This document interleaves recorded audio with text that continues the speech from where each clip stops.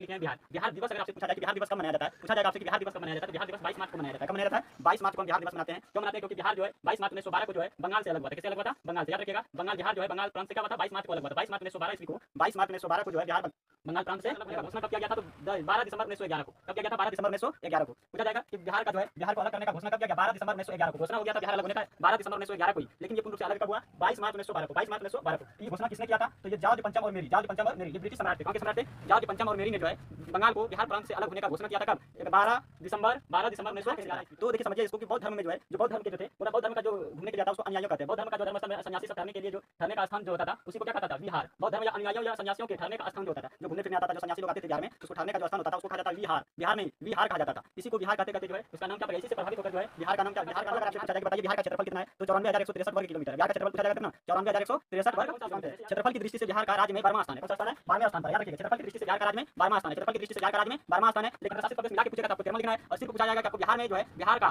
राज्य में बिहार का कौन सा स्थान है क्षेत्रफल की दृष्टि से? तो 12वां स्थान है। पूछा जाएगा जनसंख्या की दृष्टि से जो ये कितने स्थान पे है? तो जनसंख्या की दृष्टि से ये तीसरा स्थान पे। याद रखिएगा 2011 के जनगणना के अनुसार, 2011 के जनगणना के अनुसार पूछा जाएगा जनसंख्या की दृष्टि से बिहार का राज्य में तीसरा स्थान। जनसंख्या की दृष्टि से बिहार का राज्य में तीसरा स्थान है। जनसंख्या की दृष्टि से बिहार का राज्य में तीसरा स्थान है। उसके बाद आपको याद रखना बिहार का पूर्व से पश्चिम की लंबाई। पूर्व से पश्चिम बिहार है, समझ लीजिए बिहार, मान लीजिए बिहार है, समझ ये क्या है? बिहार है। बिहार का पूर्व से पश्चिम, तो पूरा विदर्भ पश्चिम हुआ। पूर्व से पश्चिम की लंबाई कितना है? तो यहाँ से यहाँ तक का जो लंबाई है 483 किलोमीटर है। 400 कितना है? 83 किलोमीटर। याद रखिएगा बिहार का पूर्व से पश्चिम तक की लंबाई, पूर्व से पश्चिम की लंबाई कितनी है? 483 किलोमीटर। बिहार का पूर्व से पश्चिम की लंबाई 483 किलोमीटर। बिहार का पूर्व से पश्चिम की लंबाई 483 किलोमीटर। लेकिन उत्तर से दक्षिण अगर आपसे पूछा जाए, उत्तर से दक्षिण अगर पूछा जाए तो 345 किलोमीटर। उत्तर से ऊपर से नीचे की लंबाई जो है कितना है? 345 किलोमीटर। 345 किलोमीटर। उत्तर से दक्षिण की लंबाई 345 और पूर्व से पश्चिम की लंबाई 485 किलोमीटर। आई होप यहाँ तक आपको